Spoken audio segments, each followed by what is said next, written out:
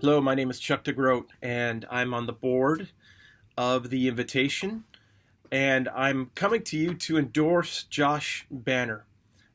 I get to teach Christian spirituality at a seminary. I've been doing this for 5 years. I was a pastor for a while, and I'm a spiritual director. I get to do all sorts of fun things, but when I look at Josh's life and what he does, the kind of human being he is, with his passion and his sense of inspiration, I'm a bit envious. Josh gets to practice contemplative spirituality in the context of a prison. I've got a book here, one of my favorite books by Martin Laird called Into the Silent Land. And Martin Laird talks about the important work of contemplative prayer in the context of a prison. He says this, if I can find it. Just listen for a moment. He says, "A young prisoner cuts himself with a sharp knife to dull emotional pain. As long as I can remember," he says, I've hurt inside. I can't get away from it, and sometimes I cut or burn myself so that the pain will be in a different place and on the outside." Acknowledging this to himself, he decided to approach the Prison Phoenix Trust, whose aim is to address the spiritual needs of prisoners by teaching them how to pray, how to turn their prison cells into monastic cells. After learning how to meditate and practicing it twice a day for several weeks, the young prisoner speaks movingly of what he has learned. "I just want you to know that after only 4 weeks of meditating half an hour in the morning and at night, the pain is not so bad, and for the first time in my life I can see a tiny spark of something within myself that I can like."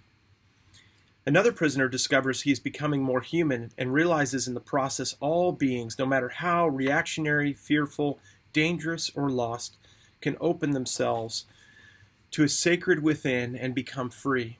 "I have become free even in prison. Prison is the perfect monastery." I just think that that's astounding. That's hard to comprehend. When I think about contemplative prayer, I think about busy people like me who have a lot to do, who are always going to and fro, and who need 20 minutes of anchoring in the morning and in the evening to reawaken something of the true self within. When I think of someone in prison, I think, well, they've got plenty of time.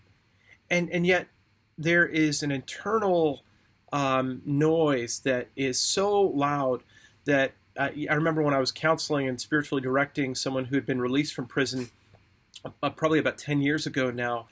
He said, "I could never get silent within.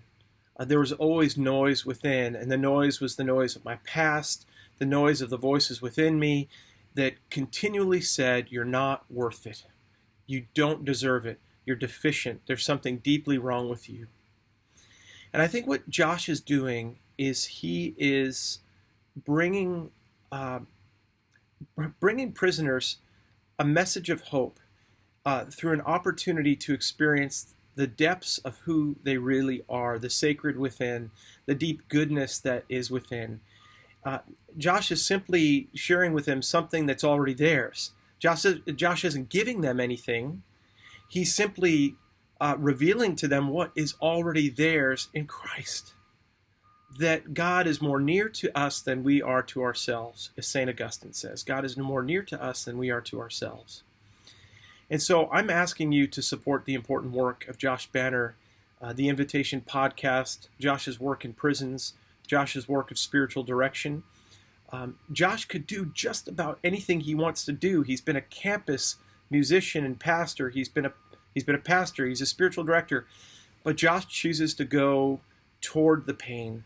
He chooses to move toward the work of spiritually directing prisoners and inviting them to see the deepest depths of who they are. Please support this work.